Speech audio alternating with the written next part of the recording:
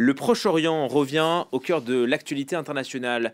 Le cycle de la violence a repris là-bas entre attaques au couteau, incursions militaires, mesures punitives. Israéliens et Palestiniens vont-ils éviter un nouvel engrenage? C'est l'espoir du chef de la diplomatie américaine, Anthony Blinken, qui est attendu à Jérusalem et à Ramallah ce lundi. On va retrouver notre correspondant Stéphane Amar. Bonjour Stéphane, vous êtes en direct sur France 24. Anthony Blinken, là, appelle une nouvelle fois Israéliens et Palestiniens à ne pas attiser les tensions. Il n'a pas d'autre choix en fait que d'appeler au calme. Oui, absolument. Il vient tout juste d'atterrir, Anthony Blinken, il y a une dizaine de minutes à l'aéroport Ben Gurion de Tel Aviv. Il va maintenant se diriger vers Jérusalem où je me trouve. Il a rendez-vous dans 3/4 d'heure avec Benjamin Netanyahou, le Premier ministre, dans sa résidence de Jérusalem.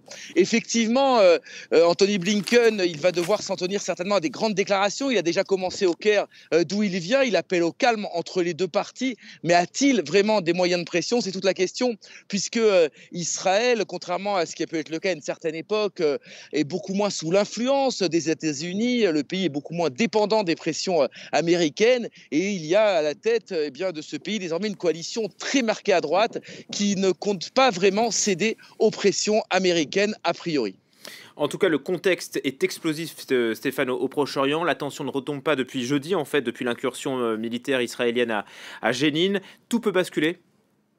Oui, absolument, ça reste extrêmement tendu. Vous savez qu'il y a eu un week-end meurtrier ici à Jérusalem avec 2 attaques consécutives, dont une a fait 7 morts, ce qui n'était pas arrivé depuis extrêmement longtemps. Le gouvernement israélien a pris pour l'instant essentiellement des mesures répressives. Il veut notamment détruire dans les plus brefs délais les maisons des auteurs d'attentats, également priver leurs familles de prestations sociales, voire de la nationalité israélienne quand elles l'ont. Bref, la situation est extrêmement tendue et c'est précisément le but de la visite de Blinken, c'est d'essayer de calmer, de faire retomber cette pression entre Israéliens et Palestiniens.